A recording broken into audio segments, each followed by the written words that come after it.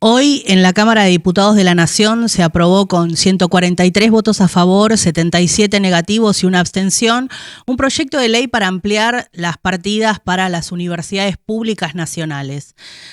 Habían pasado ya 17 horas de sesión, más o menos eran las 4:30 de la mañana cuando se empezó a discutir este proyecto, un tema que terminó metiéndose por la ventana en el temario.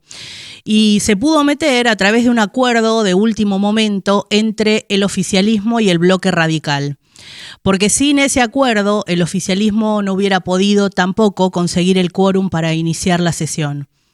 Durante el programa vamos a hablar más en extenso de lo que implica este proyecto, los detalles, pero básicamente propone una actualización del presupuesto universitario basada en la inflación del año pasado, además de una recomposición salarial para docentes y no docentes con base en el IPC, que es el Índice de Precios al Consumidor. ¿Qué va a pasar en el Senado? ¿Qué va a hacer el gobierno si finalmente se aprueba un gobierno que no se caracteriza por respetar acuerdos y sobre todo que se le ha pasado amenazando con vetar cualquier cosa que le toque sus expectativas de números? Faltan escribirse muchas páginas, por eso es central entender el contexto en el que este proyecto se negocia, se debate y eventualmente se aprueba. Esta semana en las universidades nacionales no iniciamos las clases. Con tristeza no iniciamos las clases. Con mucha preocupación arrancamos el cuatrimestre llevando adelante una medida de fuerza que implicó paro y jornadas de visibilización. Sabemos que para el gobierno de Javier Milei las universidades son un enemigo en su batalla cultural contra lo público, en su batalla contra todo lo que crea comunidad.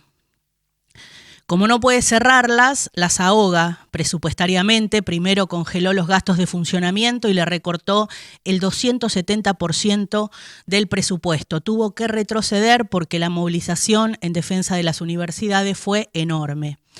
Ahora las ahoga con la devaluación de los salarios de sus trabajadoras, de sus trabajadores, docentes y no docentes.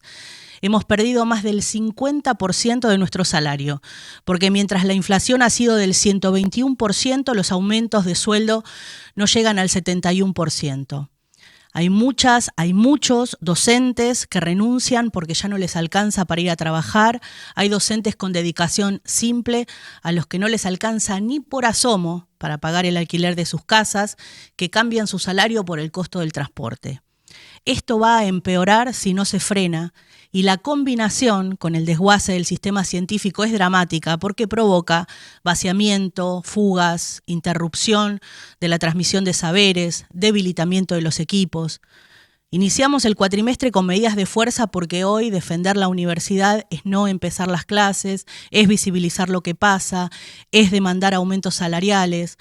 Pero también nos juntamos en asambleas, reuniones con compañeros como la que hicimos este martes acá en la puerta del CCU, del Centro Cultural, porque a la vez tenemos que preguntarnos por cómo componemos alianzas hacia adentro y hacia afuera para evitar que el ahogo al que nos empuja un gobierno que quiere cerrar universidades, porque este gobierno quiere universidades cerradas, si pudiera lo haría. Los topos que quieren destruir el Estado desde adentro y que hoy son el Estado, saben que sin recomposición salarial de los trabajadores y trabajadoras de las universidades, de a poco y no tan de a poco, las va a vaciar. Hoy la recomposición de los salarios privados, que igual es poca, está muy por encima de los salarios del Estado, y la de los estatales aún por encima de la de los y las trabajadoras universitarias. Aún así, el viernes pasado el gobierno convocó a las universidades para anunciarnos que el aumento iba a ser del 3% para el mes de agosto, del 2% para el mes de septiembre, lo cual está por debajo de las previsiones inflacionarias para esos meses, es decir, lejos de recomponer, seguir perdiendo salario. Otro editorial merece lo que está sucediendo con la intervención de la Universidad Nacional de Madres de Plaza de Mayo, creada como todas por una ley nacional. Intervención que repudiamos y que significa obviamente un avasallamiento a la autonomía universitaria gravísimo. Era obvio que Milei se iba a ensañar más con la Universidad de las Madres que con cualquier otra, así que tenemos que defenderla sin dudar un segundo y sin especular. Hoy estamos festejando esta media sanción que busca defender el presupuesto y los salarios de las universidades nacionales y por ende su existencia y su aporte invalorable. Pero hubo 77 diputados nacionales que dijeron que no. Ilusos, pensamos hace 7 meses atrás, que serían muchos menos. Esto no lo tenemos que olvidar.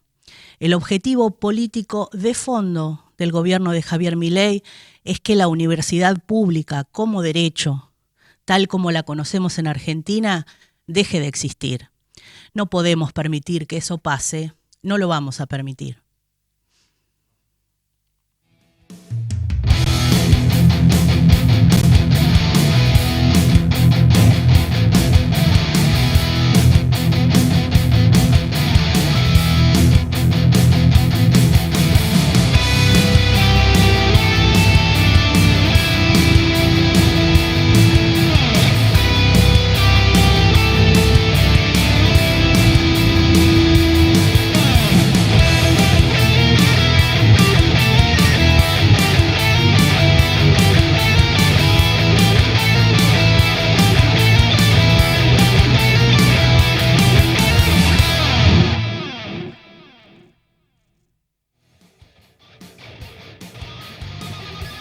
Bienvenidos, bienvenidas, bienvenides a otro programa de Tarea Fina, otro jueves acá desde Abra, el canal de la Universidad Nacional del Centro de la Provincia de Buenos Aires, único canal público del centro de la provincia. ¿Cómo le va, querida compañera Sole Restivo? Muy buenas tardes para todos del otro lado. Recuerden que nos pueden seguir en nuestras redes sociales, abra.unicen, en Facebook, en Instagram y por supuesto en YouTube, donde nos ven cada jueves a las 7 de la tarde y donde además pueden encontrar todo el material de nuestro querido canal, que también está en su plataforma www.abratv.com.ar. Tenemos de todo en el programa de hoy y como tenemos de todo hay que empezar rápido también porque, bueno, está el tema que trajimos en el editorial de hoy que tiene que ver con la media sanción que se aprobó, eran como las 4:30 de la mañana cuando empezaron a debatir, pero se aprobó a la mañana cuando abriste el ojo. No, ni siquiera, porque hasta que me pude conectar con la realidad pasó como 1 hora más o menos. Así que tipo 8:15 me enteré. Y bueno, vamos a estar hablando de qué implica este proyecto, qué es lo que se está tratando y de las otras cosas que estuvieron pasando en el Congreso y de todo lo que tuvo que pasar para que esto que pasó pasase. Pero también vamos a estar hablando, como venimos siguiendo ya hace varios programas, del proyecto de baja de edad de punibilidad para niños, niñas y adolescentes, porque estamos hablando de un proyecto que propone llevar la edad de punibilidad a 13 años. Vamos a estar hablando con la jueza de garantías de Tandil, con Florencia Giombini, sobre ese tema. Y vamos a hablar en particular hoy de algo. ¿Me dejas presentarla? Ay, sí. Porque yo estoy muy orgullosa y estoy como fan acá. Porque la he entrevistado muchas veces, pero nunca la había visto de manera personal. La hemos escuchado en Radio Universidad varias veces, ha sido nuestra fuente privilegiada, sobre todo en pandemia, recuerdo, que nos daba muy buenos datos y que ahora es periodista de investigación, reconocida nacionalmente, porque realmente nos propone una forma de hacer periodismo que a veces se olvida, que es posible y que es necesaria. Y la tenemos acá en Tandil, y ella es Ivi Cángaro. Bienvenida, gracias por estar acá. Gracias, qué presentación. Te voy a acomodar un poquito el micrófono, a ver ahí si te escuchamos mejor. Ahora te escuchamos mejor. Bien. La verdad es que hacía tiempo ya que queríamos tenerte aquí porque realmente el trabajo que venís realizando, sobre todo para dar cuenta de datos que a veces parecen que son difíciles de encontrar, pero que vos te das maña para hacerlo y que tenés una metodología particular y que parte de un conocimiento de ese trabajo particular. ¿Querés contarnos un poquito cómo empezaste? Yo empecé hace 37 años, en realidad. Sí. y de manera absolutamente casual, con un caso que a lo mejor algunos de mayor edad se acuerdan, que tiene que ver con la secta Los Niños de Dios. Mar del Plata. En Mar del Plata. Me acuerdo perfecto. Mira, sí, fue en su momento un caso súper resonante. Yo no trabajaba en periodismo, era una adolescente, trabajaba en una casa de antigüedades. Una adolescente inquieta. Inquieta, sí.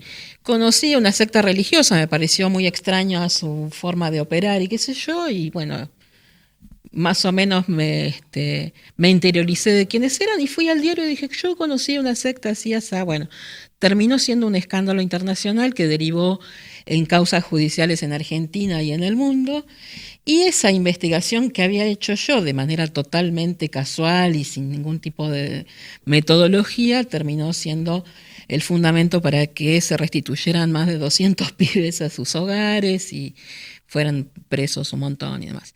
Y ahí me picó el bichito de la cuestión del periodismo, pero yo no tengo formación académica, no, nada.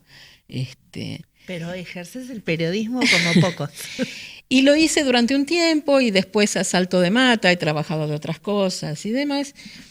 Y desde hace unos años, ya mayorcita, he podido acomodarme un poquito en algunas cuestiones más coyunturales y empecé a dedicarme de lleno, pero también sin demasiado método académico ni tampoco con grandes espacios donde ejercer el periodismo. Nosotros empecé haciéndolo en las redes sociales, ¿no? Los que pensamos que, muchos de nosotros que pensamos que el periodismo es un oficio, entendemos perfectamente lo que estás diciendo, porque la verdad que estudiar te ayuda a un montón de cosas, obviamente, claro, a sistematizar algunas prácticas, a aprender otras, o sea, te ayuda, te ordena ese camino. Pero la verdad es que para ser periodista hay que ser periodista y eso es una actividad que se hace haciendo. Claro, exactamente. Además, tiene que ver con a lo mejor otro tipo de formación que está más vinculada con la lectura, con la historicidad, con poder atar cabos, hacer cierta sinapsis, tener un poco de memoria. A mí me interesa contarle a las personas que nos están viendo en este momento, escuchando, etcétera, para que sepan un poco, porque algunas bueno, Ivy es una periodista que está siendo en este momento a nivel nacional muy reconocida y como pasa muchas veces en el terruño, suele ser por distintos motivos que se pueden analizar con más profundidad, más difícil. Pero, por ejemplo, una de las investigaciones que Ivy llevó adelante durante mucho tiempo, con información muy precisa, muy certera, incluso fue la que la acerca a algunos medios nacionales, es la investigación sobre el intento de asesinato de Cristina Fernández de Kirchner. También Ivy y su equipo, sus compañeros Mauro Federico y todo el equipo que trabaja con ellas, fueron quienes publicaron por primera vez la foto que luego se llenó todos los medios nacionales de los diputados y diputadas de La Libertad Avanza con los genocidas en el penal de Ezeiza. Esa foto es parte del trabajo de investigación de Ivy. Ahora antes de ayer, leí una que tiene que ver con las mujeres de la familia militar y cómo las mujeres de la familia militar están trabajando para que los genocidas salgan de las cárceles. Son investigaciones muy profundas y muy relevantes a nivel nacional y me reinteresa contar y que vos nos cuentes, porque muchas veces nos venden, ¿no?, como que el periodismo de investigación es una cosa complejísima de hacer y hay una chatura en general en la información que se brinda, como si hay cosas que son difíciles de saber y que en realidad sos una persona que desde tu casa... Sí, ese es el tema. A veces uno cree que se precisa una agenda frondosa y fuentes y demás, que también es cierto y a veces son necesarias. Pero muchas veces, la mayoría, o por lo menos en mi caso en particular, con mi método propio, tiene que ver con esto que te decía, poder tener cierta memoria, cierto registro de algunas cosas, tener un poco de intuición, mucha perseverancia y atar cabos. Esto que vos decís de la foto con los represores, por ejemplo, no es algo que nos llegó un día y no tenía historicidad. Hace casi te diría un año, me topé un poco de casualidad y un poco no, porque yo sigo mucho los grupos de ultraderecha, los influencers de redes de ultraderecha y me llamó mucho la atención un sacerdote que tenía un canal de YouTube propio en el que reivindicaba la dictadura. Entonces me puse a rastrear quién era ese cura, que es Javier Olivera Rabasi, hijo de un genocida, y empecé a publicar notas acerca de este sacerdote, no como un fenómeno exclusivo, sino como parte de una metodología de difusión y de una trama de difusión de la extrema derecha que inclusive excede las fronteras de Argentina. Vamos a dar la noticia de que hoy fue apartado sí, justamente, de la diócesis en la que trabajaba Rabasi. Sí. Lo acaban de apartar. Lo considero un logro personal, incluso porque fui yo la que se comunicó con el obispo para presionar por esa cuestión. Pero a lo que voy es que algunas cosas que estallan como una noticia del día en realidad tienen mucha historicidad. Como empecé a seguirle el tranco a este sacerdote, publiqué varias notas, lo que me generaron amenazas también personales de él y demás. Cuando veo en diciembre la carta en el diario La Nación de las mujeres de los represores exigiéndole a Villarruel que cumpla con su palabra de un posible indulto, empecé a seguirlos sobre todo en redes, porque ¿cómo se sigue a estas personas? En redes sociales. Claro. Cuando vos mirás, exponen todo abiertamente y vos ves los vínculos y si mirás quién comenta y quién pone me gusta, podés ir armando un mapeo con tanta facilidad de cosas. Te escucho y pienso en tu trabajo como genealogista también. Claro, se te ha ayudado mucho a ese tipo de investigación. Sí, para encontrar vínculos familiares y demás que a veces no son demasiado notorios. Entonces, bueno, era tan anunciado lo que estaban pergeñando que, luego tuvimos acceso a algunos chats y qué sé yo, con respecto a este lobby que venían haciendo desde febrero, entre este sacerdote como organizador, una jueza en funciones, 3 abogados, un ex juez y los diputados de La Libertad Avanza, para lograr un cometido que tenían en común, que era la libertad de los genocidas o por indulto o por un proyecto de ley. Y eso terminó con la visita de 6 de estos diputados a los genocidas en el penal de Ezeiza. Pero digamos, para conseguir esa foto, no es que un día a alguien se le ocurrió pedirla o a alguien se le ocurrió mandárnosla. Se logró esa foto porque veníamos de muchos meses de ir siguiendo los pasos de estos personajes. Y este tipo de labor, este es un ejemplo que pongo como muchísimos otros casos. Gerardo Milman, por poner uno, y toda su historia. Contanos un poquito cómo fue que ingresaste en la investigación, cómo fue que te interesó empezar a hacer el recorrido para investigar todo lo que atañe al atentado de Cristina. Porque, como te decía al principio, siempre tuve particular interés desde el 2012, te diría que empecé con eso, en seguir los movimientos de redes de algunos líderes de ultraderecha y otros que se armaron como influencers, ¿no? Y empecé a hacerlo desde el cacerolazo del 8N del 2012, donde era evidente que había un armado estratégico y que ese armado se había generado por redes sociales.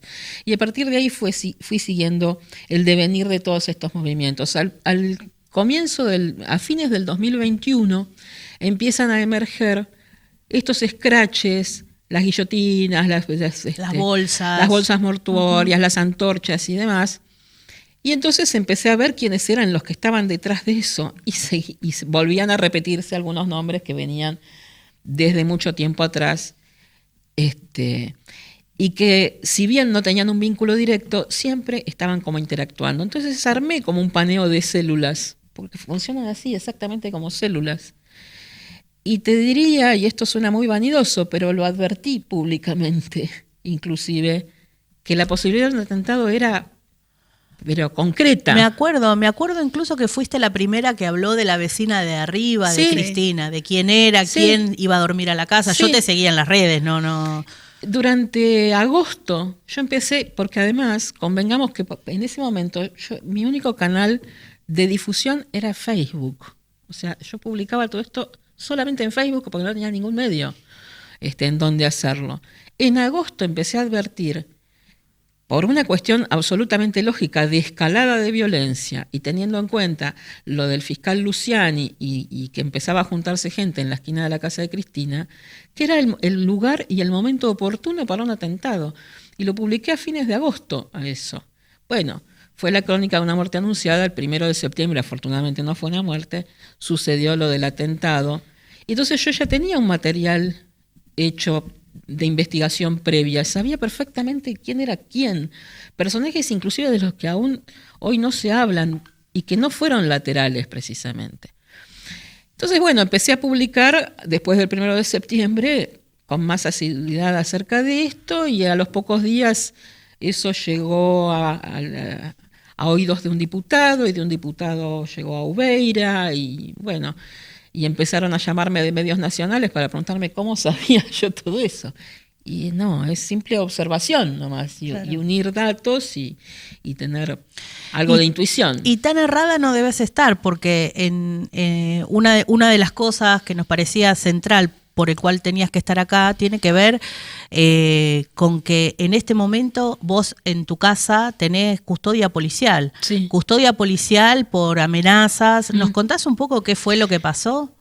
Bueno, uno de estos grupos precisamente que se llama, que no se lo menciona, ni siquiera se lo menciona demasiado en el juicio, recién ahora a partir de las amenazas que estoy sufriendo va a incorporarse esto dentro de la causa que se está siguiendo ahora a los copitos, que convengamos son el último eslabón de una cadena. Fue parte de lo que dijo ayer Cristina, sí, ¿no? Eso es clarísimo y además son tienen tanta impunidad, una mezcla de impunidad y otra de cuestión casi guaranga, digamos, que es todo tan demostrable y tan abierto y tan explícito la complicidad, que pensar que fueron solamente estos tres lúmpenes es realmente un insulto a un mínimo de inteligencia, ¿no?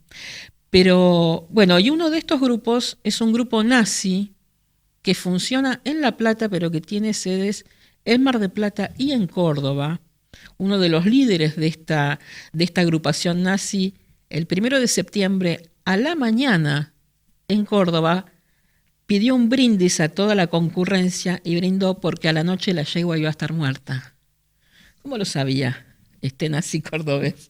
Que ni siquiera está incorporado en la causa, ¿no? Pero eso está testimoniado. Bueno, este grupo se llama Fuerza Unidaria, Unidaria. Son nazis confesos. Sabac Montiel perteneció a este grupo o coqueteó con este grupo y lo dijo en su propia declaración cuando habló de la filosofía hiperbórea. Además, es este grupo. Y entonces yo ya había publicado 2 o 3 notas acerca de ellos. Cuando Sabac Montiel hace referencia a esta supuesta corriente de pensamiento, escribí una nueva nota explicando en qué consistía y el significado de los tatuajes y expuse al grupo y demás. Y a partir de ahí, si bien siempre había tenido algún tipo de bravata mediante redes y demás, esta vez sí me preocupé porque publicaron amenazas explícitas de muerte, públicas en Twitter, pero además amenazaron a mi familia, nombraron a mi hijo, pusieron mi número de teléfono, mi dirección, todo, ¿viste? En esto que se llama doxeo. Y entonces ahí me preocupé mucho porque, ¿viste? Una dirección y vos decís, a lo mejor no vienen desde La Plata a tentar, pero nunca sabés qué loquito suelto que pueda querer congraciarse y diga, yo vivo en Tandil y puedo hacer algo por las mías.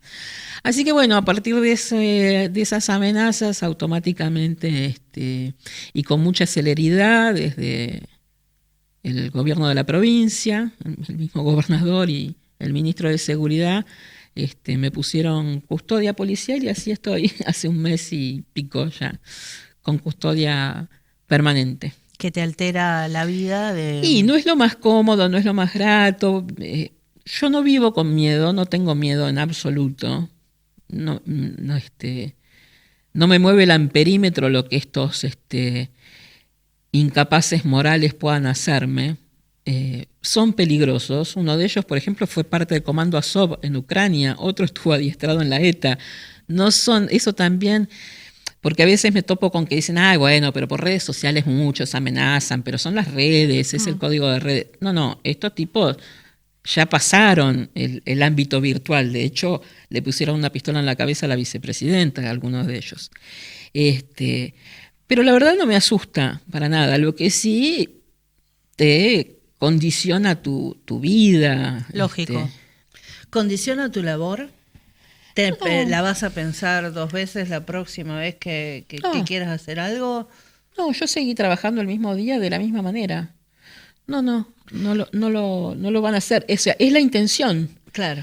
pero no me preocupa para Y el nada. material que tenés reunido, toda esta trama de complicidades que vos podés, que vos vas encontrando, ¿alguien te la ha pedido para constituir prueba? ¿Alguien te ha llamado para poder agregar datos a la causa? En la causa de Cristina exactamente, sí. Bien. Sí, la misma querella se ha munido de mucho de mi material. Ujú. Han sido muy abiertos a sugerencias inclusive y demás. Y lo mismo me pasa con otras causas también. De hecho, esta misma hora que surgió por el tema de la visita de los diputados a los genocidas, bueno, mucha de la carga de prueba es la que hemos facilitado nosotros por nuestra investigación. Vos sabés que estaba... Bueno, Con Milman pasó lo mismo también. Yo te quería preguntar, porque te escuchaba hablando sobre la trama que hay detrás, ¿no?, de estas mujeres de la familia militar. Y ayer, escuchando a Cristina, dijo algo que yo no sabía, pero calculo que por desinformación mía, y es esto de que todos los días antes del atentado iban en una especie de combi, Sí. unas mujeres bastante paquetas, bajaban, tocaban marchas militares y Claro. se retiraban. Sí. ¿Es esta misma gente? No son las mujeres de Ah. la familia militar que publiqué hace un par de días. Esas son las mujeres de equipo republicano. ¿Las Las Mabeles? Mabeles, Las a Mabeles. las que Jonathan Morel, de Revolución Federal, llamaba las Mabeles peyorativamente. La realidad es que estas Mabeles están bastante más organizadas que los de Revolución Federal. Vienen desde mucho tiempo antes, vienen desde el 2012, precisamente, del cacerolazo del 8 de noviembre, y se organizaron como equipo a partir de la muerte de Nisman.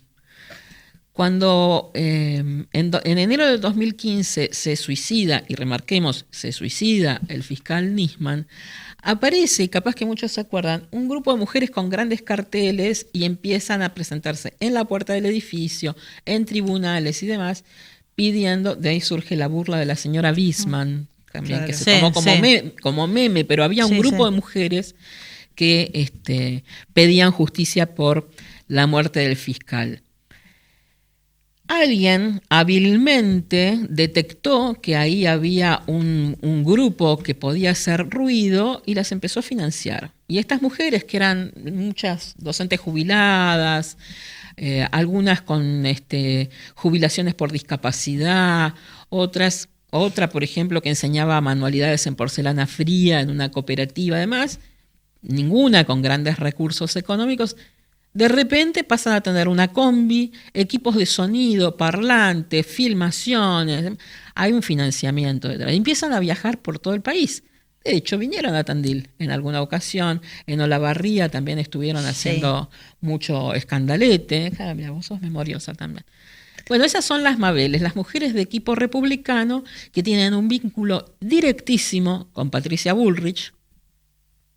Tratemos de asociar el financiamiento, de dónde vendrá, no lo podemos aseverar, pero bueno, es medio cantado, y empieza a tener una participación muy activa, además, en conjunto, por un lado, en la campaña de Patricia Bullrich, en su campaña personal, política. Como Milman.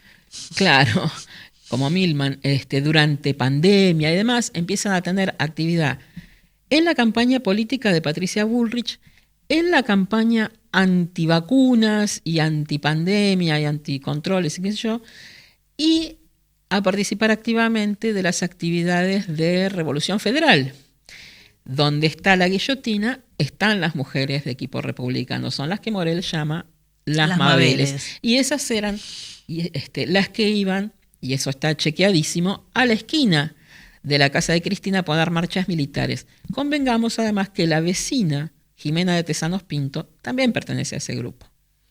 Sí, y también otra cosa muy interesante que dijo ayer Cristina fue el 1 de septiembre, aquel 1 de septiembre, fue el último día que fueron. Claro, no volvieron a aparecer. Nadie. Ninguna de esas agrupaciones volvió a... De repente parece que se les terminó el motivo de queja. Hasta unos días antes le patearon el auto a Sergio Massa, ¿te acordás? A Batakis, todo. Sí. La hija de Coco Basile, todo eso. Bueno, de repente parece que se les solucionaron todos sus problemas porque dejaron de participar en supuestas quejas que eran absolutamente individuales, personalísimas, por puro hastío, ¿no? Que tenían. Sí, eso dicen en la causa, por ejemplo, si las personas están siguiendo, si ustedes están siguiendo los testimonios en la causa por el intento de asesinato a Cristina, todos estaban actuando por la suya y por una búsqueda de justicia imperiosa. Que todo esfuerzo personal. Sí. Muchos se acordarán de Gastón Guerra, que lloraba ante las cámaras diciendo vengo de Moreno porque no tengo para darle de comer a mis hijos. Se ve que a partir del 1 de septiembre ya tuvo con qué, porque no aparecieron más estos que se vendían como indignados, que salían por las suyas, y quedó totalmente demostrado que estaban absolutamente organizados y sobre todo financiados e instigados desde otros sectores, ¿no? Bueno, Ivi, te queremos agradecer muchísimo que hayas venido hasta acá.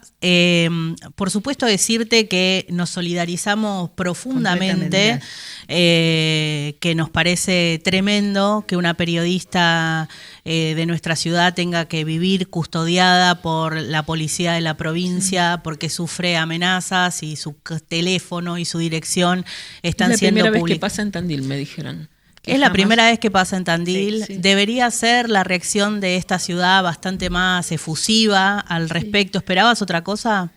La verdad que sí, no tuve ningún tipo de, ni siquiera mensaje individual, mucho menos público, de medios de prensa, ni de sectores políticos. Nadie se solidarizó con eso, que es al decir de los mismos policías que vienen a hacer la custodia y del fiscal, y es la primera vez que sucede en Tandil que un periodista esté con amenazas y con custodia policial. Pero bueno. Increíble. Nuestra solidaridad, obviamente el canal público es la casa de todos, pero obviamente la tuya particularmente, lo sé. Cuando tengas ganas, cuando quieras. Gracias. Sobre todo nos interesa muchísimo, no solo los temas que tratás, y que está buenísimo tener a alguien tan cercano que los esté investigando, sino el periodismo de calidad, que estamos en tiempos bastante complicados, donde es muy difícil el ejercicio de la profesión, donde la mentira es prácticamente la materia prima con la que se trabaja en los medios de comunicación, y quienes creemos que más medios es más democracia, necesitamos voces a las que les podamos creer. Así que gracias por ese trabajo. ¿Me dejas pasar el chivito? Pero mínimo, quienes quieran saber qué es lo que hago, cómo escribo y acerca de qué escribo, pueden seguir mis notas en el portal Dataclave, www.dataclave.com.ar. Ahí está todo el material. Buenísimo. Gracias, Ivi. Gracias a ustedes.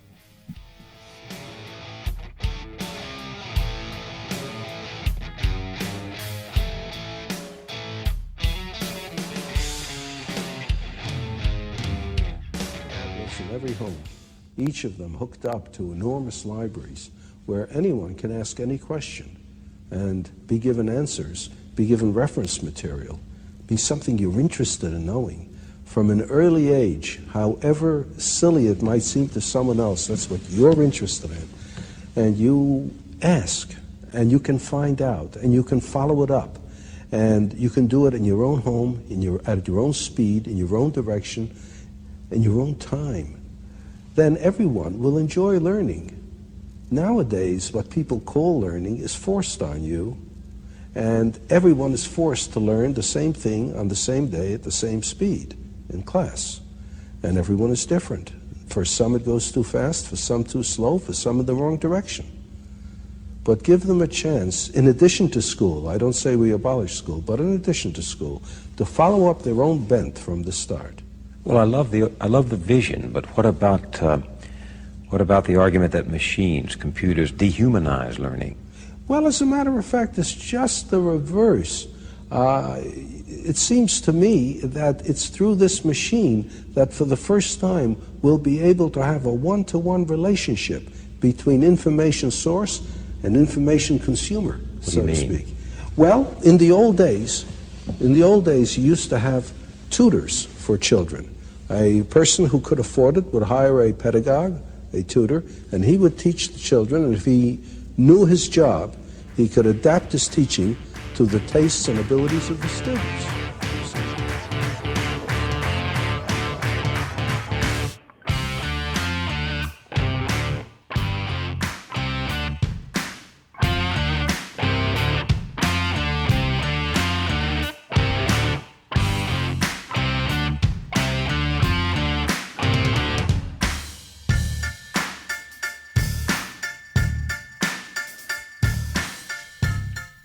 Bueno, venimos en tarea hace un tiempo ya discutiendo y trayendo el tema de la baja de edad de punibilidad para niños, niñas, adolescentes. Finalmente, el 15 de julio de este año, el Poder Ejecutivo Nacional presenta un proyecto de ley que tiene como objetivo, como veníamos ya conversando en reiteradas oportunidades, bajar la edad de punibilidad de niños, niñas y adolescentes a 13 años.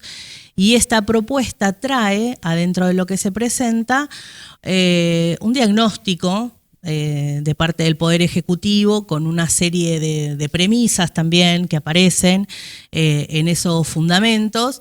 Y que entre las cosas que dice es que viene aumentando todos los años el delito cometido por niños, niñas y adolescentes. Hay como una idea tremendista, ¿no? de la presentación de este proyecto, ¿no? Con este aumento, con el zafaronismo, como dicen, en relación a la garantía de los derechos de las niñeces y las juventudes. Hemos venido conversando con diferentes personas, tanto del ámbito nacional como del ámbito local, sobre estas circunstancias y sobre todo sobre los datos que se trae, que nos parece por ahí un poco lo más importante, lo más interesante para charlar, porque si se hace un diagnóstico en función de datos que no son ciertos, muy probablemente los resultados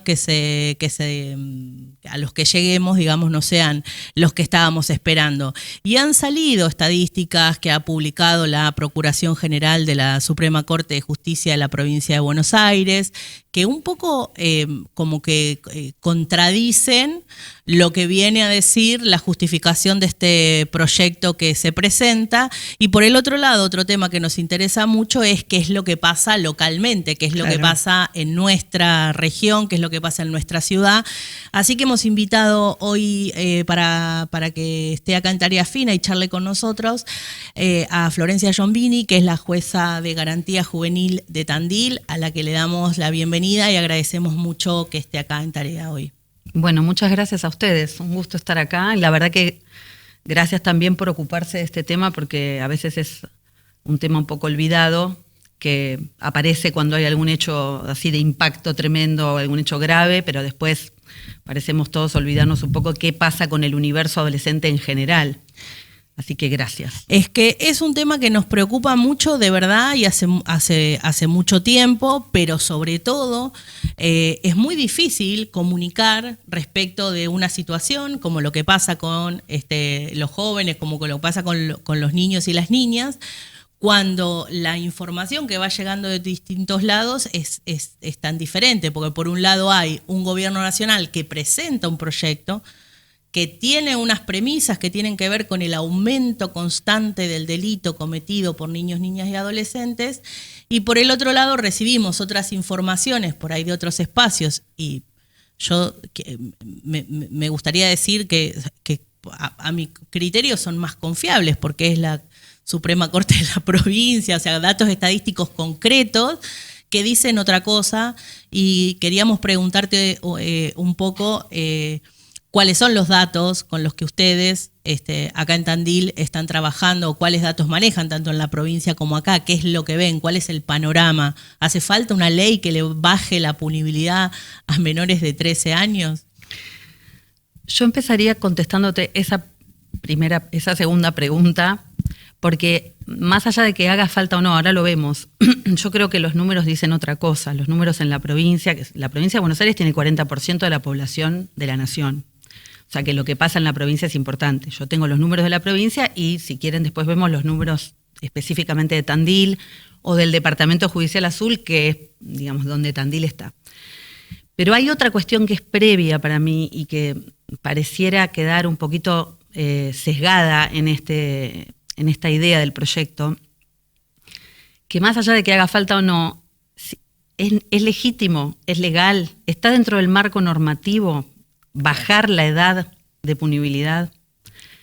Y claramente no. Entonces, si nosotros empezamos directamente a discutir a partir de qué edad cometen delitos, cuántos delitos, si de menos de 16, de más de 16, qué delitos son, qué estadísticas, más allá de que después podemos entrar en eso, nos olvidamos de un primer punto, y es que el Estado no puede hacer cualquier cosa para resolver un problema que después vemos si es un problema o no. Pero en primer lugar no puede. Digamos, nosotros tenemos un marco normativo, así es nuestro sistema legal, donde está la Constitución, los tratados internacionales y las leyes. Un proyecto de ley no puede desconocer ese marco normativo. Y lo que pasa hoy en Argentina sería transgredir la ley, claramente. Porque en un punto desconocer que nosotros estamos obligados a tener un límite de edad determinado para sancionar penalmente jóvenes es actuar en contra de ese marco normativo. Y lo cierto es que nosotros somos un Estado firmante de la Convención. La Convención, estoy hablando de la Convención de los Derechos del Niño, está incorporada en nuestra Constitución, o sea que es una norma constitucional para nosotros, y esa Convención y todas las normas internacionales que se han dictado en consecuencia, más todo lo que han dicho los organismos de aplicación de esa Convención, van en contra de esto, de la baja de edad, mucho menos a 13. Después, si quieren, lo charlamos un poquito más en profundidad.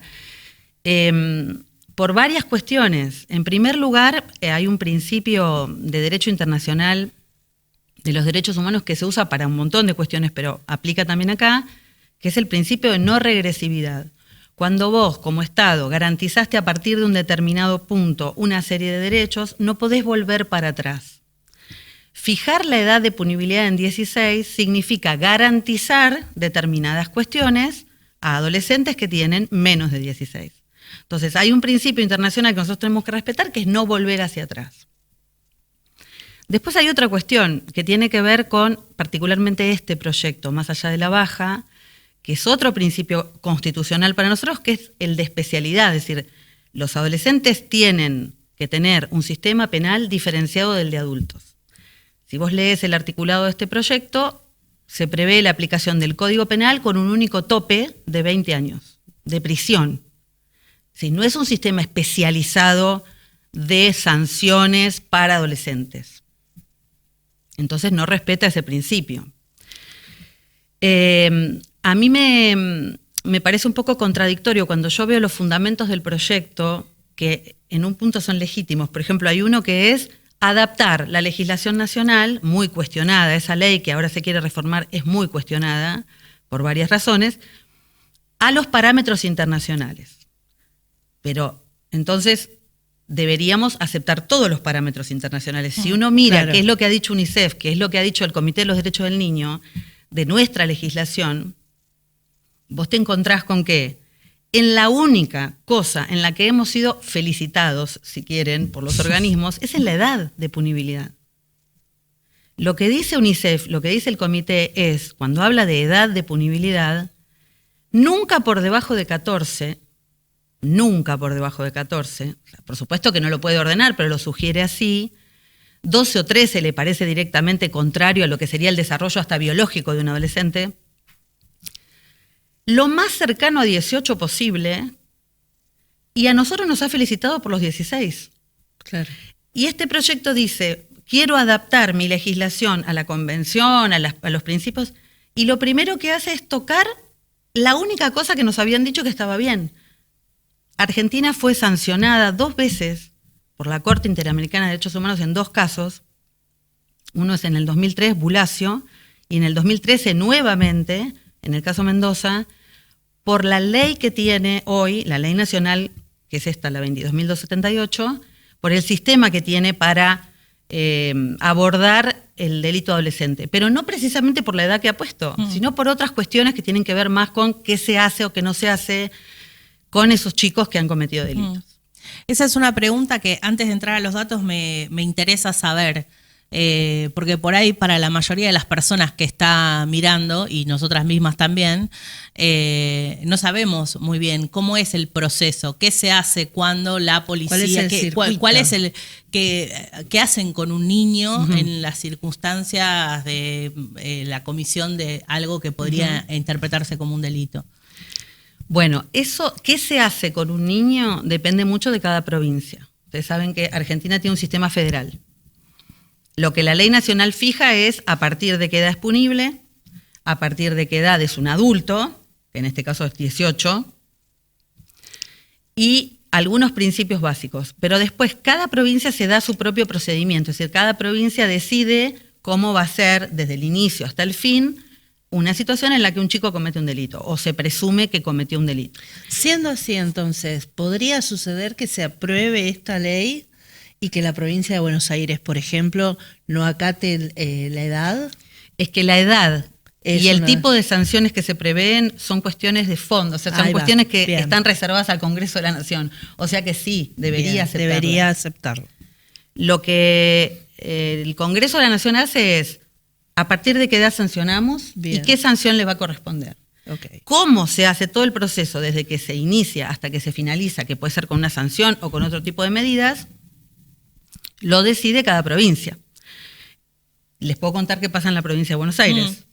Un chico que es aprehendido por la policía o que es denunciado por haber cometido un delito, entra en un proceso penal, interviene una fiscalía especializada, tiene su defensor, que es un defensor especializado, aparece otra figura ahí que también aparece en los procesos penales, que es el asesor de incapaces. Cada vez que hay un menor de edad involucrado en una causa judicial también interviene.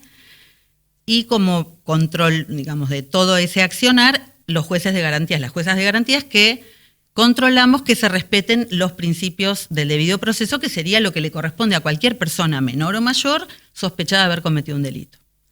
Se hace una investigación con todas las garantías, se lo cita a declarar. En el caso de que sea menor de 16 o en casos de delitos muy leves que tienen previstas penas muy cortas de menos de 2 años, ya sabemos desde el inicio que no va a haber una sanción penal, no va a haber un castigo, pero sí se van desplegando otras cuestiones que pueden aparecer. De cualquier manera, el chico tiene derecho a ser oído, se puede pedir la intervención de un equipo técnico que está para eso, son cuerpos técnicos periciales de la Corte que están en distintas sedes de la provincia. Vos podés evaluar si hay algún motivo por el cual ese chico está en esa situación, si tiene algún derecho vulnerado, bueno, y ahí se va dando intervención a otros organismos no penales que pueden abordar esa cuestión. Si el chico tiene más de 16 y es un delito que tiene una pena prevista de más de 2 años, el proceso va a terminar probablemente con una sanción, que no tiene por qué ser una pena privativa de libertad. Pues hay miles de alternativas. La provincia tiene en su ley, es una ley que ya tiene muchos años, desde el 2005, y que se viene aplicando desde el 2007 u 2008, cuando se crearon los organismos que establece esa ley. Tiene salidas alternativas, suspensión de juicio a prueba, posibilidad de conciliar, cuando la víctima acepta entre víctima e imputado algún tipo de reparación, tareas comunitarias. Bueno, hay distintas salidas a eso. Ese sería más o menos el circuito. ¿Y qué pasa con este dato que no es tal, sino que es solamente una frase en el proyecto que tiene que ver con el aumento permanente, dice el proyecto, de la intervención de menores en los delitos a nivel nacional, habla en particular, pero bueno, sabemos que han salido datos respecto de la provincia de Buenos Aires. ¿Es cierto? ¿No es cierto? ¿Qué es lo que dicen las investigaciones y los datos en la provincia? Por empezar, te diría que los datos que están en los fundamentos del proyecto están tomados de estadísticas de la Justicia Nacional de Menores que figuran en la página de la Corte, pero hay dos cuestiones que a mí me hacen un poco de ruido. Una es que los números que se comparan son 3 semestres de 3 años diferentes, 3 primeros semestres, por ejemplo, no sé si es 2021, 2022 y 2023, toman los primeros semestres. Esa es la comparativa, o sea que no es el año completo, ahí habría que ver. La segunda cosa que a mí me dejó pensando cuando lo vi es que esos datos están basados en causas de la Justicia Nacional con sede en Cava. Claro. O sea que no están tomando lo que pasa en todo el país, están tomando un universo territorial específico, en un lugar específico, sí, con adolescentes, pero está bastante restringido. Cuando como yo direccionado el lugar a donde fueron a buscar. Sí, o bueno, quizás son los datos que ellos tienen. Otra cosa que me llamó la atención es el tema de justo las comparativas son inmediatamente saliendo de la pandemia, post pandemia. Medio que es obvio que aumenta cualquier cosa, incluida cualquier actividad, quiero decir, no solamente... Sí, y en el tema de delitos se notó mucho. Claro.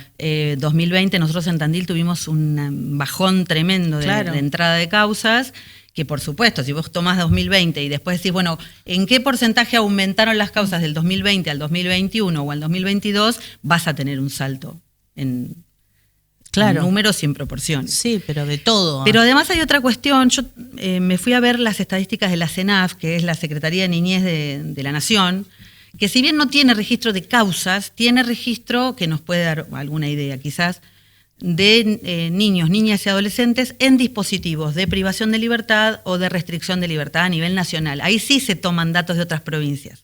Porque si no, me parecía que era como muy acotado a Cava.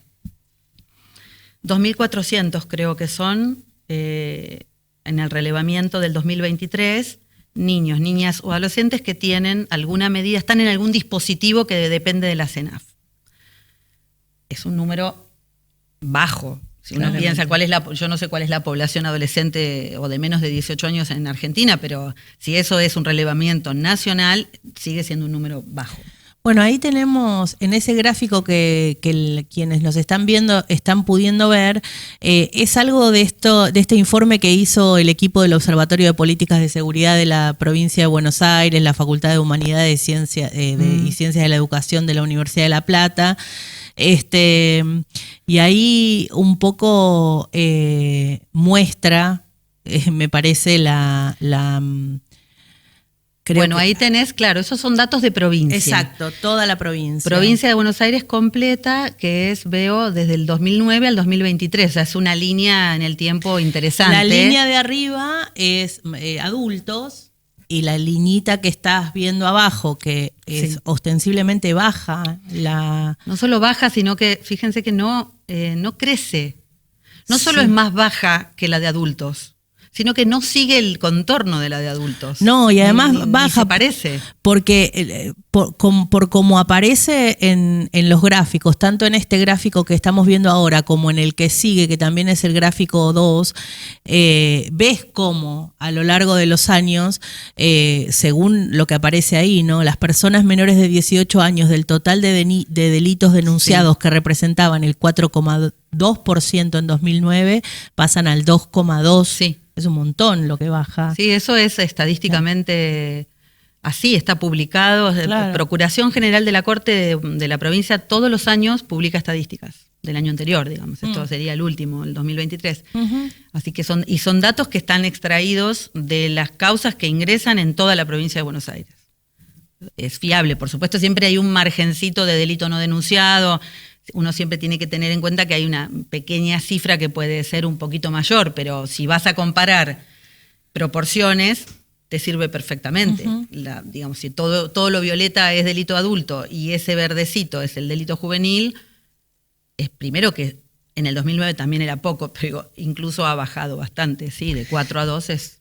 Dentro es una de ese baja. informe que estamos viendo, uno de los datos más certeros tiene que ver con la tasa de homicidios dolosos cometidos por menores, que es ínfima, pero además que se ha reducido en los últimos 14 años en el 61%, ¿no? Como para esos son datos que se corroboran fácilmente, no hay forma de que haya algún homicidio no contabilizado. Exactamente, ese es un dato interesante. Primero, pues es un delito violento y es uno de los que a uno más le preocupan si piensa en términos de violencia social, o que es lo que a mí me Claro. preocupa como ciudadana, que nadie me mate, que nadie me lastime. Digo, en primer lugar, pues son delitos muy graves. Y en segundo lugar, porque es una cifra que no se puede ocultar. Claro. Uno podría no denunciar un robo, un hurto, delitos más chicos, una amenaza, pero un homicidio es algo inocultable. Entonces, es una buena medida tomar eso como... Y la tasa, claro, tasa cada 100.000 habitantes. Es interesante también para tener una proporción sobre la población real, ¿no? Porque si no, uno termina comparando adentro de ese universo de causas penales, y esto también es una manera de ver, en proporción a la población, de qué estamos hablando cuando hablamos de delito grave cometido por menor de edad. Y ha bajado, sí. No solo que baja, sino que además partimos de una base de incidencia ínfima también. Teníamos datos en alguna de las placas en donde se podía ver la cantidad de causas a nivel local, en Tandil, en realidad en toda lo que es el departamento de Azul, pero particularmente también estaban los datos de la cantidad de causas que ingresan y las que particularmente luego llegan a ser elevadas a juicio. Ahí tenemos, ¿no? Y me impactaba también cómo se nota la cantidad de causas que se ingresan, 152 en el 2017 y 105 en el 2023, ¿no? Ahí Sí. también hay una reducción. Sí, sí. Fíjate que ahí tenés de 214 en el 2019, hay una baja fuerte en el 2020, que es lo que hablábamos hoy. Claro. 2021 sigue bajando, 2022 hubo ahí un poquito más y luego en 2023 baja todavía más. Esas son las causas totales que se inician en Tandil en un año. Causas seguidas a menores de edad en un año entero. 105. Yo no les puedo decir si son 105 chicos, porque a veces puede pasar esto. En una causa hay 3. Claro. Claro. O un mismo chico cometió 2 o 3 delitos y tiene 2 o 3 causas. Pero Claro, estamos hablando pongámosle de un causas. promedio. De un chico por causa, chico. son 105 chicos que cometieron delitos en Tandil. No sé cuál es la población adolescente en Tandil, pero el último censo creo que eran... La verdad que no sé. de menos de 18 me parece que eran, no sé si 20.000. Puede Claro. ser, o sea, bueno, habría que verlo. No Sí, quiero puede meterme ser. en un número que no No conozco, llega a ser el 1%. pero 105 es muy poco. Sí. Y 105 son causas, digamos, iniciadas en relación a menores, tanto de más de 16 como de menos de 16, porque ahí está el total. Esas Después, son si ustedes, todo tipo de causas. cualquier causa tipo de en causa, donde un chico haya sido sospechado de haber cometido un delito, cualquier delito, es ese total. ni siquiera es que 105 en las que han sido culpables o que De se ha ninguna demostrado. manera, porque 105 incluso hay causas que se ingresaron. inician y luego se terminan, por ejemplo, porque se determina que ese chico no fue, o puede haber causas en las que es, pero tiene menos de 16, entonces se hacen otras cosas y no llegan a juicio, bueno, una serie de cuestiones. Eso es el total. 105 causas en el año en Tandil. Y de ahí, si podemos, de ahí, ¿cuáles son las que efectivamente, o sea, de ahí vos tenés otros datos? Yo te podría decir que la columna siguiente que dice, bueno, está abreviado, pero es requisitorias recibidas. De esas 105, podríamos decir que 32, que es el número de requisitorias recibidas, estoy mirando el 2023, son causas en las que el joven es punible, porque si no, no hay una requisitoria. La Claro. requisitoria Claro. significa que el fiscal me está pidiendo a mí como jueza que mande esa causa a juicio o que evaluemos la posibilidad de una suspensión de juicio a prueba. Eso pasa solamente si el chico tiene 16 años y es un delito de más de 2 años. O sea que esos 32 son punibles. Así a grosso modo, ¿no? Claro. Habrá que ver después si adentro, como ya les digo, si en una requisitoria hay 3 chicos, pero más o menos podríamos decir que es eso. El resto son no punibles. Ahí no hay un dato que, bueno, quizás en algún otro cuadro lo tengan, ahí no está discriminado qué tipo de delitos son, pero lo que les puedo decir por experiencia, yo estoy en el Fuero Penal Juvenil desde el año 2007, primero en una fiscalía y desde el 2019 estoy en el juzgado. La mayoría, yo les diría el 85% de los delitos que cometen los chicos menores de 18 años en general son delitos de penas breves y por lo tanto delitos leves. Muchísimos delitos contra la propiedad, la mayoría, delitos de hurto, de robo, encubrimientos, lesiones leves, que últimamente hemos visto por ahí un porcentaje mayor de lesiones leves en contextos de violencia de género, porque eso sí, por ahí eso es más preocupante en términos de lo que podemos hacer como sociedad, ¿no? Si bien son delitos por los que no son punibles, vemos ahí atravesado el tema de la violencia de género también en noviazgos, en parejas de adolescentes. Claro. Pero no dejan de ser delitos con una pena muy, muy chica, muy, muy pequeña. Eso me llamó la atención, lo que acabas de decir. O sea, ahí sí hay un incremento en cuestiones que están vinculadas con violencia de género entre adolescentes.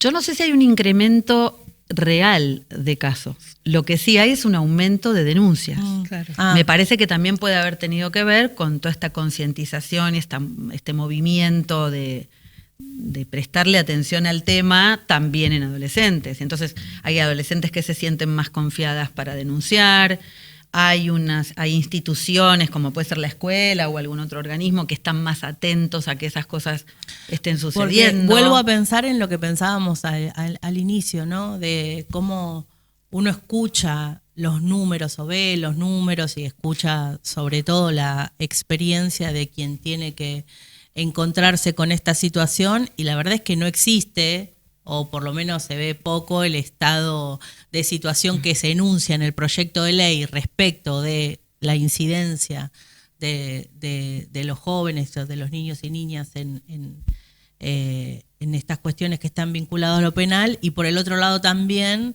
se desarman todos los dispositivos que tienen que ver con violencia de género, los lugares a donde denunciar.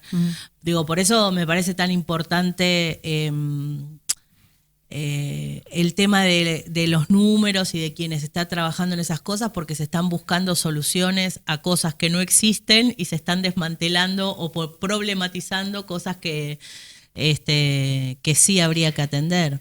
Sí, es interesante lo que decís porque hoy justo pensaba eso, que es otro motivo por el cual esta ley o este proyecto de ley incumpliría todo lo que es nuestra normativa obligatoria internacional, que es el Estado tiene la obligación de prioritariamente asignar sus recursos y su esfuerzo a políticas de prevención. Claro. De prevención de la delincuencia y de otros factores que hacen a la violencia social, que es lo que nadie quiere. Cuando vos corres el eje y pones tus recursos, porque, a ver, yo no sé si se magnifica, pero si supongamos que esto fuera así, que la ley estableciera una edad de punibilidad de 13 años, con penas de hasta 20 años de prisión para todo tipo de delitos, y que esto nadie lo cuestionara y que esto se pudiera poner en práctica sin que nadie dijera es inconstitucional, una serie de cosas. Supongamos que esto fuera así, automáticamente vos tenés que destinar un montón de recursos estatales a construir dispositivos de encierro.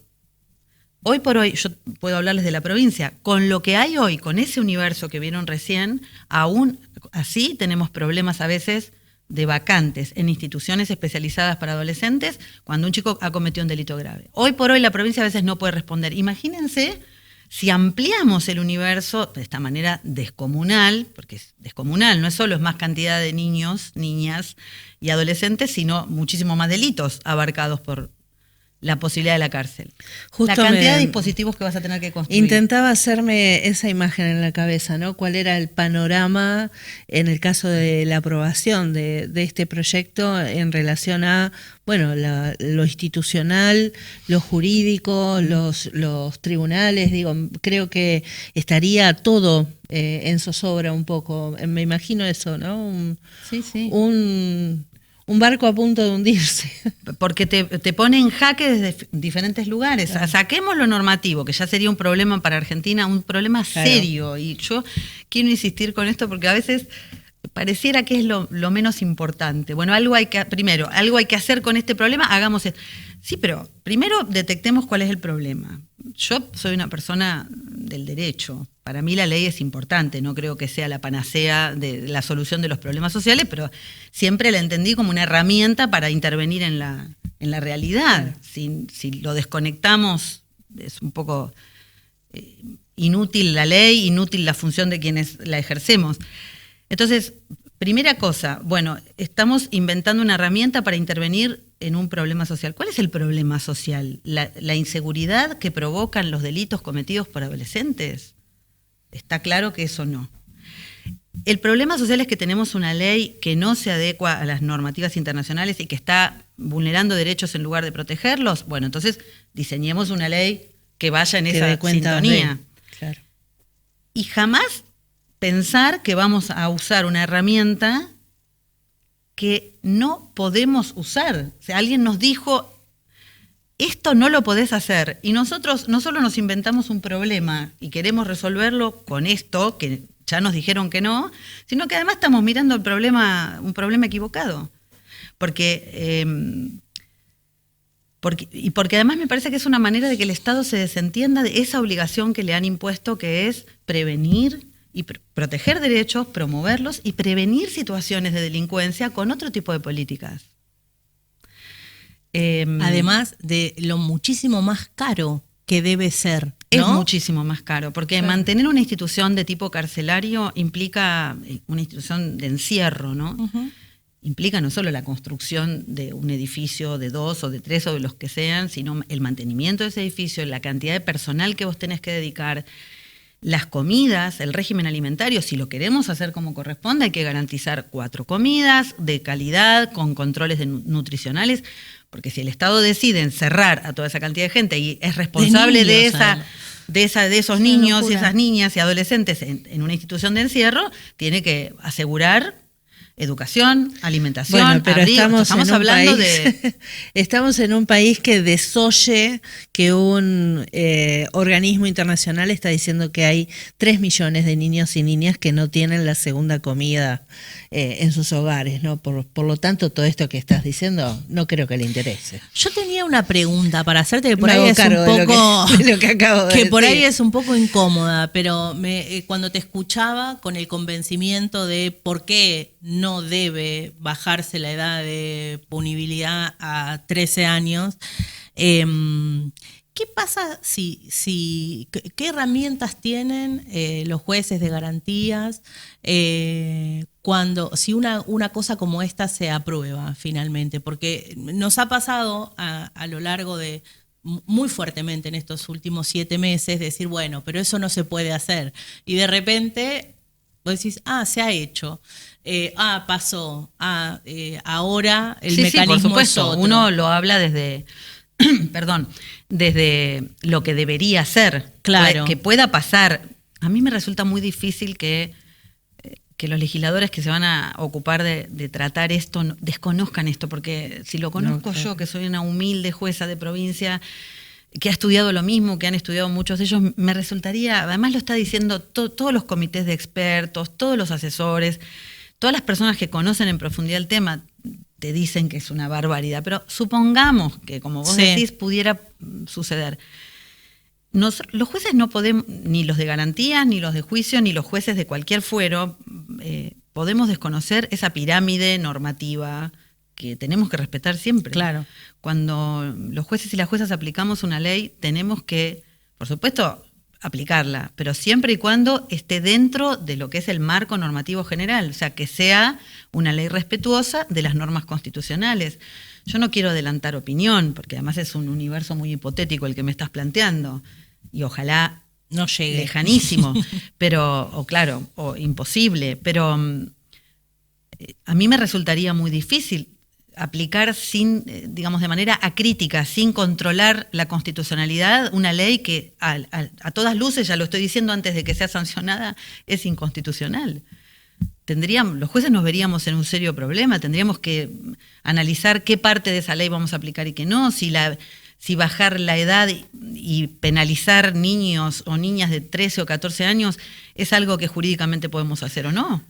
Por último, y para cerrar, porque nos están apurando, te consulto, en el caso de aprobarse, quienes pueden dar la última palabra son los jueces y las juezas que en este momento no hay de la Corte Suprema, ¿verdad?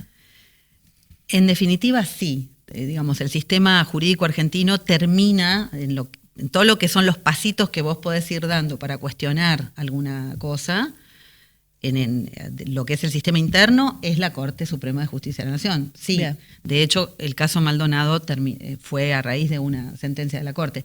Después están las instancias internacionales, esto que les decía. Si alguien es sancionado, un adolescente es sancionado a una pena, pongámosle de 15 años, y tiene 14 años, y su abogado quiere litigar ese caso porque ningún juez declaró inconstitucional la ley, por ejemplo, y quiere llevarla a instancias por encima de la Corte, está la Corte Interamericana de Derechos Humanos, que, insisto, ya nos sancionó 2 veces, porque no tenemos un proceso penal juvenil acorde con la legislación internacional.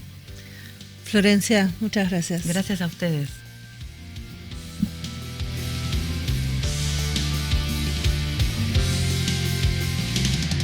Yo necesito que ese tipo entienda que mi vida vale. Que si yo te golpeo la puerta, no importa si vos no entendés, no hablas con la E, no entendés si trans o travesti, que vos me abras la puerta porque mi vida vale. ¿Qué es ser travesti, trans? ¿Cómo se vive? Mira, el otro día yo voy a Montevideo todas las meses porque tengo un taller allá. Y venía en el barquito, me subo al taxi y el taxista tenía una voz muy finita. O sea, hablaba así, tipo, hola, así. Yo tengo esta voz gruesa de Olga Orozco, Tita Merelo, Adriana Varela. Me subo al taxi y le digo, alinear por autopista, y el taxista me dice, perfecto, capo, me dice así. Yo estaba muy cansada como para hacer pedagogía travesti y me limité a viajar mirando por la ventanilla. Y entonces cuando llegamos a la cancha de Vélez, cerca de casa, le digo, acá hay que bajar. Perfecto, capo, me dice, de vuelta. Entonces yo le miro y digo, discúlpame, ¿nunca llevaste una travesti en el taxi? Me dice, sí. ¿Y por qué me tratas desde que subo en masculino? Y el tipo me dice, lo que pasa es que si te miro veo algo femenino, me dice, pero si te escucho un tipo, me dice. Y yo le digo, ¿vos escuchaste tu voz? Yo nunca te traté de nena. Y tenés esa voz. Y me dice, tenés razón, qué guacha. Es increíble porque yo creo que ser travesti es un espejo. Entonces, este diálogo con esto, que lo pongo de ejemplo, habla de ese volverlo a hablar, porque ese tipo no es mi enemigo. Ese tipo ignora para sí un montón de cosas. No está pudiendo estar en una discusión de qué es ser hombre, mujer, cuál es su parte masculina y femenina. Andás a ver, ¿no? Cuántos abismos inclusive le debe despertar esa ambigüedad que le da ese tono de voz, por ejemplo. Entonces tenemos que volver a hablar con esa gente que no es Milei, que no es Alberto, que se lo termina llevando Milei y se lo termina llevando Alberto, y que tenemos que recuperarlo haciendo esa nueva vanguardia de ir a hablarlo todo, rincón a rincón, calle a calle, poniéndonos cuerpecitos y entendiendo eso. Algo todavía muchísimo más potente. Yo necesito que ese tipo entienda que mi vida vale. Que si yo te golpeo la puerta, Fede, no importa si vos no entendés, no hablas con la E, no entendés si trans o travesti, que vos me abras la puerta porque mi vida vale. Eso es lo que se rompió. Y eso es lo que disfruta esta derecha, finalmente, ¿no? Que eso esté roto. Y me parece que el desafío transfeminista, traba feminista, finalmente es volver a tejer esas redes y esa sensibilidad de que me importe la otra persona. Me importa qué porta, qué es, qué quiere, ¿no? pensar posiblemente en bases comunes. Y es rica entonces esta época, porque yo quiero desde eso transfeminismo exigir la nueva dirigencia. No quiero que sea menos que eso. Ni ahí. Bienvenido que se estén asustados. Que se asusten que cualquiera puede caer. Que a cualquiera le puede tocar. Entonces empecemos en serio con ese ser nuevo, como diría el Che Guevara, si no se hubiese conocido.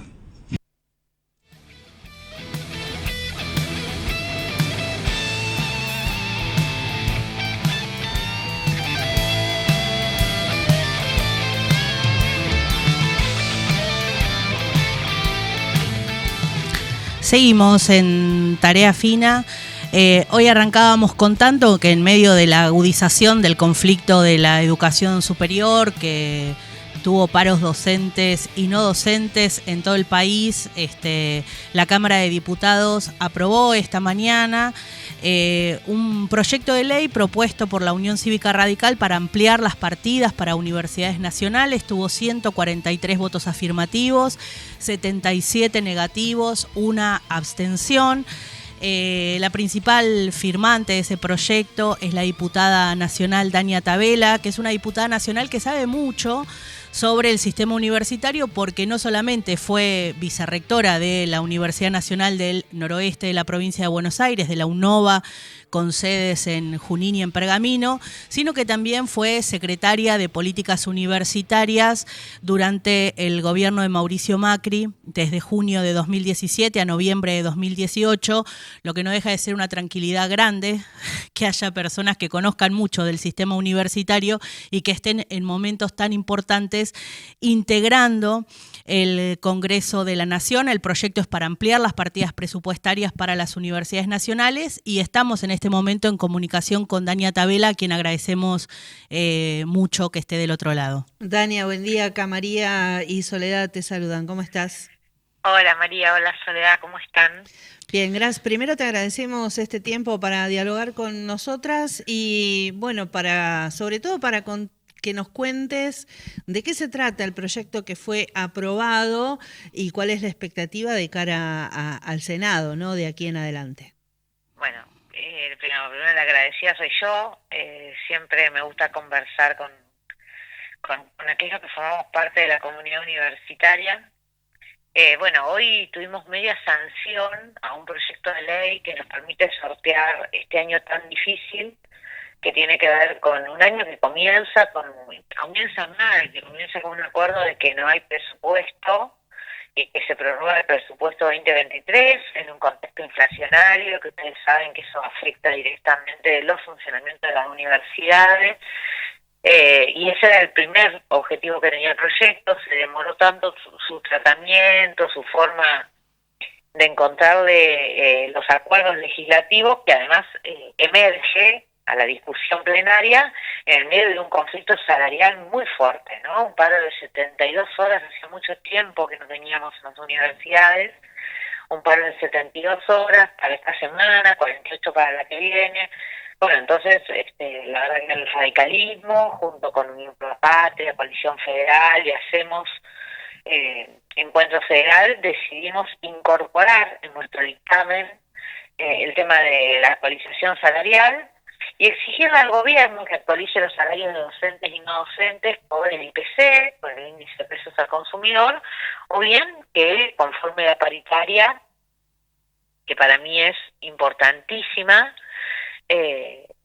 porque me parece que es el ámbito donde se deben discutir estas cuestiones, que o bien que lo conforme la paritaria y efectivamente firme acuerdos paritarios con los gremios. En ese esquema, bueno, obviamente hubo, bueno, vos lo decías recién, un apoyo muy importante de todo el Congreso y esperamos que el Senado trate este tema de manera urgente, que no lo demore, que pueda incluso mejorarlo. Nadie cree que tiene la verdad revelada, pero que efectivamente podamos dar una respuesta de acá a diciembre en los salarios docentes y no docentes, en los gastos de funcionamiento y en la actualización de partidas que corresponden a becas, docencia técnica y extensión, que son el corazón de la actividad universitaria, ¿no? Entonces nos parecía que era importante poder lograr consensos en el marco de estos conceptos y avanzar en una medida de sanción. Yo soy muy optimista respecto de lo que va a pasar en el Senado, pero bueno, obviamente que también requiere una articulación entre los distintos bloques, ¿no? Sí, además teniendo en cuenta que 77 diputados dijeron que no a financiar las universidades públicas nacionales, ¿no? En ese contexto también se puede prever alguna medida de parte del gobierno como un posible veto. Probablemente hay que estar dispuesto a asumir el costo político, porque no es que vos discutís financiamiento de las universidades y discutís algo etéreo. Viste que a veces hay temas que uno discute que son como medios lejanos de la realidad, claro. Pero cuando vos discutís financiamiento universitario, estás discutiendo el profe que le da clase a tu hija, estás discutiendo si la universidad prende o apaga la luz, estás discutiendo si tienes ascensores o no, estás discutiendo realidades, cosas concretas que vemos en el día a día quienes tenemos vida universitaria. Entonces me da la impresión de que es mucho más difícil oponerse a este tipo de cuestiones. No. Entiendo a los diputados que lo hicieron, entiendo que lo hacen en un extremo de responsabilidad fiscal, no lo comparto. Nosotros creemos que el ajuste, si se lo quiere denominar así, o las medidas tendientes a lograr el equilibrio fiscal, realmente pasan por otros sectores. Y el ejemplo es muy claro con lo de la CIDE. Si vos estás dispuesto a poner 100.000 millones de pesos en la CIDE, ¿por qué no estarías dispuesto a poner 160.000 en universidades? Viste, digo, realmente es un cambio de partida, un cambio de prioridades. Entonces me parece que lo que hizo hoy la agenda del Congreso fue un poco decirle o intentar marcarle al gobierno cuáles son esa agenda de prioridades que nos parece fundamentales. Bueno, mira, la educación, si vos vas a estabilizar la inflación y te va bien, vas a necesitar personas formadas para que puedan hacer crecer la economía. Si no las tenés, la verdad es que la inflación termina siendo un dato anecdótico. Como trabajadores y trabajadoras universitarias, nosotras acá estamos absolutamente de acuerdo con el diagnóstico que estás haciendo. Obviamente nuestra universidad, la Universidad Nacional del Centro, no escapa a la situación que están viviendo todas las universidades nacionales en este momento.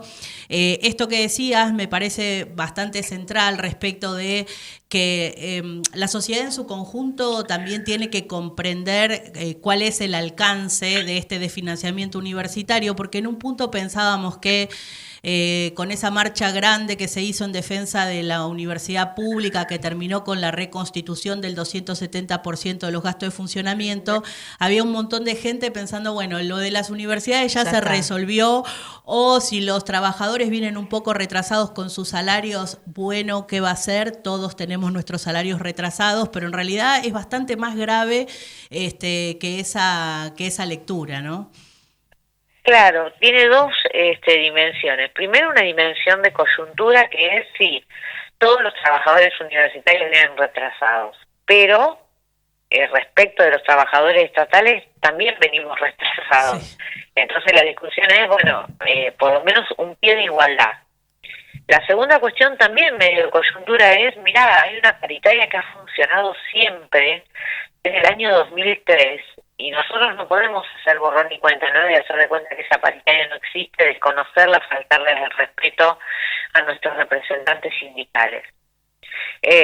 Sobre todo porque son sindicatos que yo lo voy a reconocer porque vos lo dijiste en mi presentación, yo fui subsecretaria y secretaria de Políticas Universitarias del gobierno de Macri. Son sindicatos que están dispuestos siempre a encontrar una solución para los trabajadores y no ser un palo en la rueda. Entonces, cuando vos tenés esa posibilidad, llevar las cosas a un nivel de conflicto como el que estamos hoy atravesando, hay un poco de necedad y de soberbia en la discusión. Bueno, entonces, y también realmente una definición de que la prioridad no es la educación pública, sino más bien la CIDE, digamos. No, eso está claro, pero aún en ese esquema, aún cuando tu definición no es esa, o no la compartís conmigo, digo, la discusión es ¿por qué vas a tener un conflicto por algo que podés resolver? Porque no te estoy pidiendo que endeudes al país para toda la vida. Te estoy pidiendo que me resuelvas una recuperación que aún perdiendo, los trabajadores universitarios están dispuestos a aceptar. Claro. Entonces, digo, me parece que tiene que ver con algo ya vinculado a la necedad, a la soberbia, obviamente sin duda a esta cuestión de, bueno, yo no creo en la educación pública y entonces hay que cuestionarla.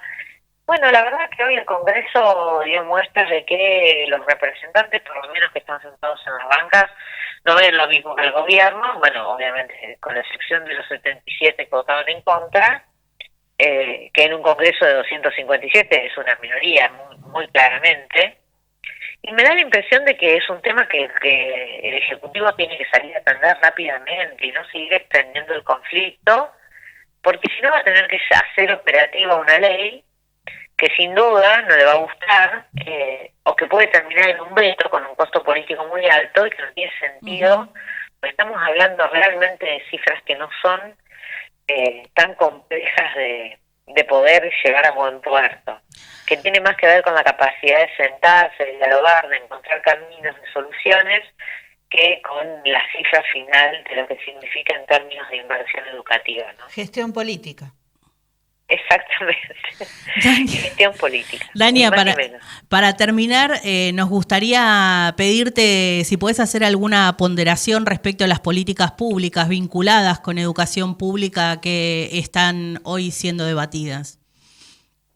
Mira, yo creo que hay muy buenas intenciones de parte de algunos de los funcionarios del gobierno y de algunos legisladores respecto de fortalecer la educación obligatoria, pero que siguen con la mirada corta, la idea de que el sistema educativo es un compartimiento estanco, entonces me ocupo del inicial, me ocupo y me autocritico, me ocupo del inicial y construyo mis jardines, me ocupo de tal cosa y hago un plan de alfabetización, me ocupo, y la verdad es que el sistema educativo hoy es mucho más que eso, lo decíamos con el diputado Arroyo en alguna intervención.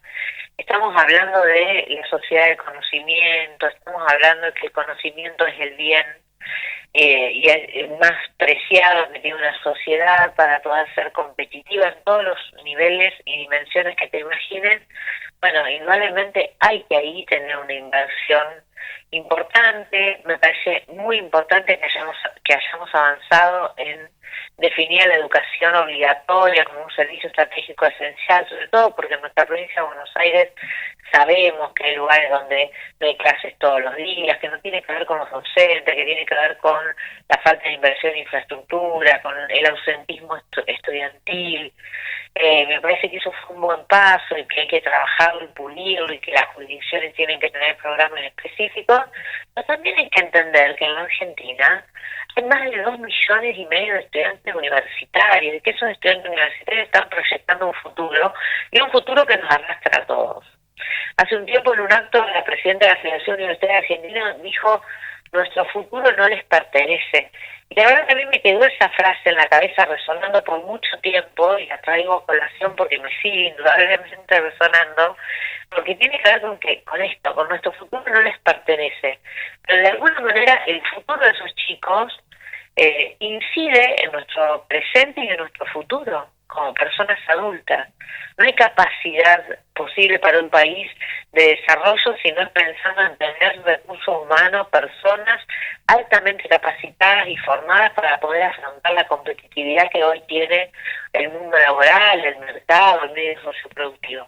Bueno, me parece que si no tenemos esta cuestión, bueno, lógicamente hoy lo manifestamos, estamos en un lugar diferente del que piensa el gobierno nacional, y por más buenas políticas o intenciones que puedan expresar las políticas, estas políticas hay que materializarlas. Y se materializan con inversión. No hay otro camino posible.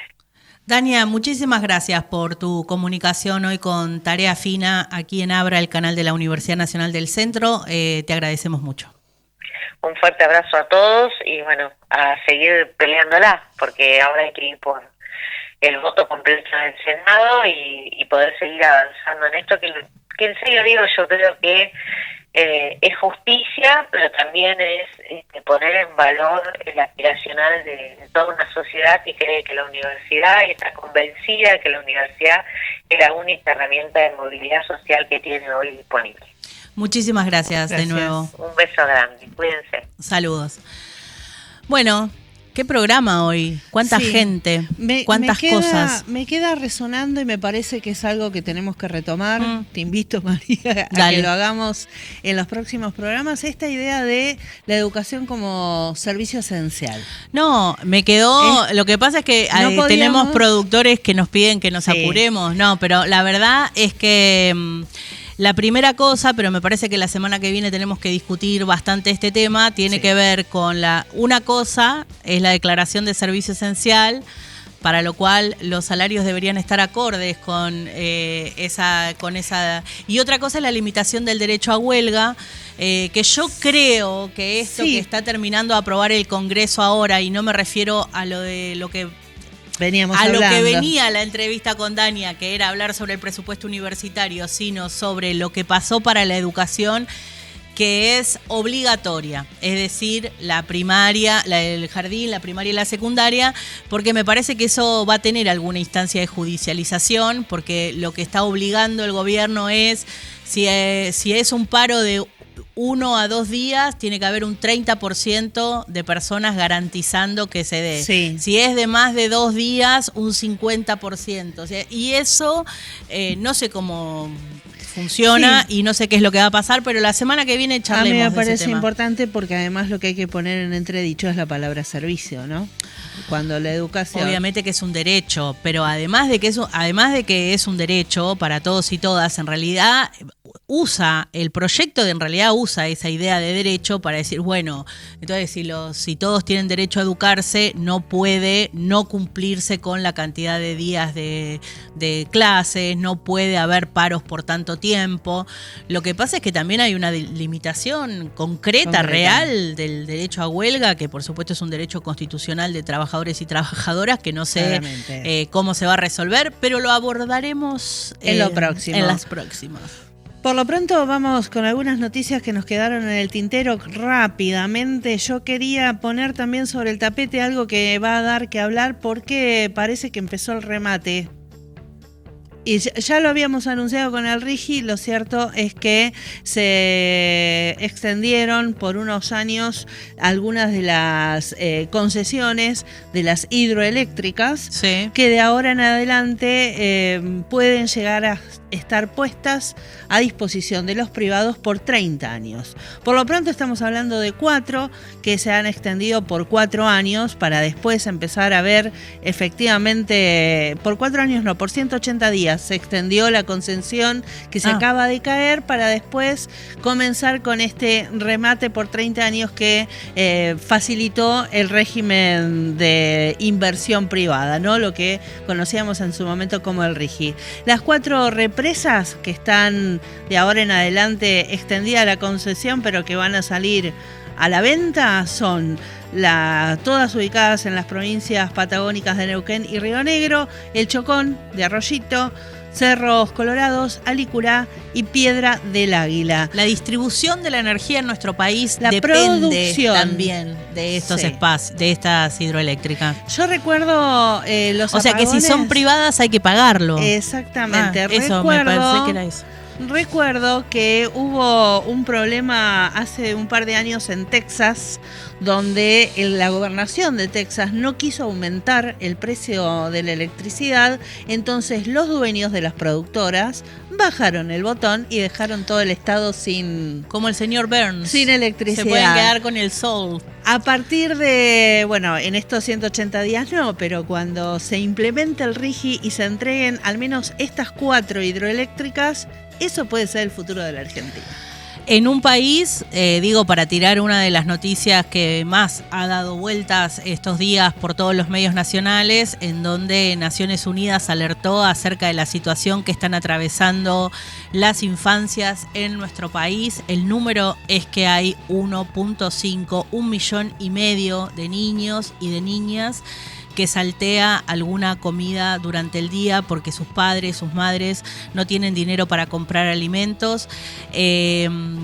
La seguridad, la inseguridad alimentaria hoy es enorme, ya no es un riesgo, es un peligro que está atravesando nuestro país y hace urgente la necesidad de pensar políticas que reviertan la pobreza, que cada vez es mayor, porque también salió el INDEC con los nuevos índices y hoy la canasta básica, que hasta la semana pasada decíamos que estaba en 840.000 más Algo o menos así. pesos, está arañando el 1.000.000 de pesos para una familia de 4 integrantes. Ay, Dios.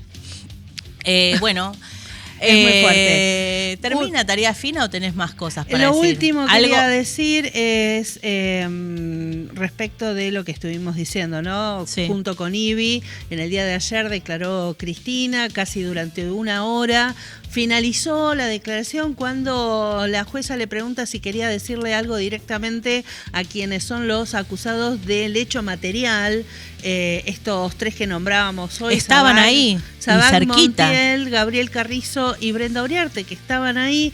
La jueza le pregunta si les quiere decir algo. Cristina lo desestima porque dijo que solo son los autores materiales de lo que hubiese sido su asesinato y que ahí faltaban los ideólogos. Esperemos que en algún momento también encontremos como sociedad una respuesta a esto, que es un gran interrogante para uno de los hechos más peligrosos y conflictivos de la democracia argentina. Nos volvemos a encontrar el próximo jueves a las 7 de la tarde en todas las redes de Abra, en el 29.1 de la TDA. Nos encontramos con más Tarea Fina.